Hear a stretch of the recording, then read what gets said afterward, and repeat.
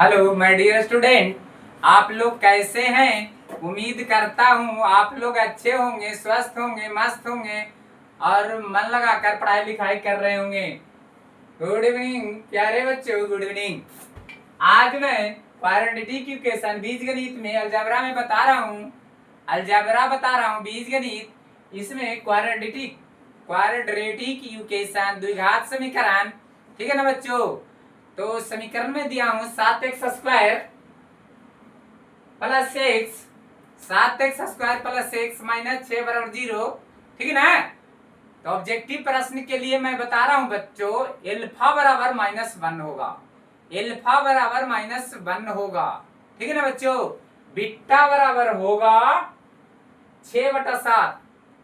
Beta बराबर होगा 6/7। इसको मैं जांच कर बता रहा हूं।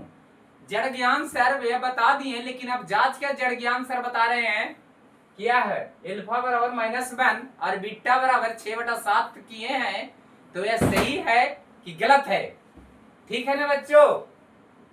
तो समीकरण को लिख रहा हूं 7x² प्लस एक्स माइनस 6 बराबर 0।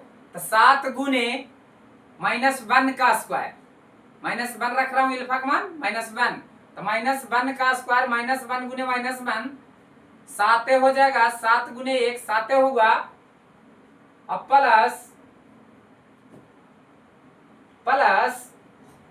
ब्रैकेट में रखेंगे -1। तो प्लस गुने -1 -6 बराबर 0।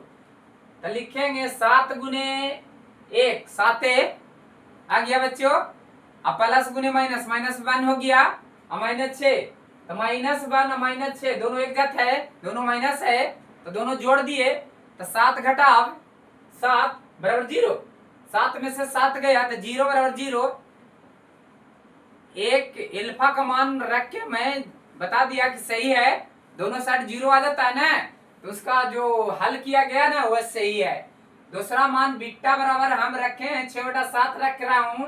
तो फिर मैंने समीकरण को लिखा 7x² प्लस एक्स माइनस 6 बराबर 0।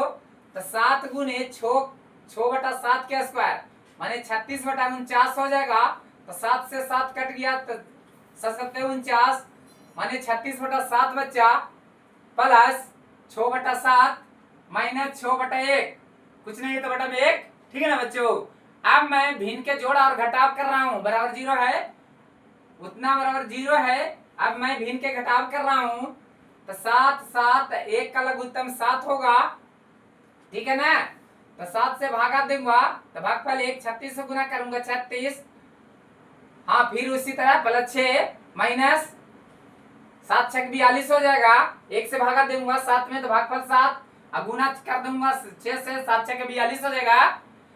तो 36 और 6 दोनों प्लस है तो दोनों जुट गया 42 घटाव 42 और बटा 7।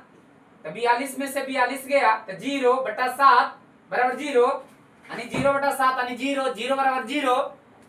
जड़ ज्ञान सर दोनों x का मान और y का मान, x बराबर -1 और एल्फा बराबर -1 और बीटा बराबर मान बताए हैं 6/7। जो मैंने putting the value of x का मान रखे, बारी बारी से रखे, एग्जामिन कर दिया कि यह जड़ ज्ञान सर बताए हैं जो बिल्कुल सही है।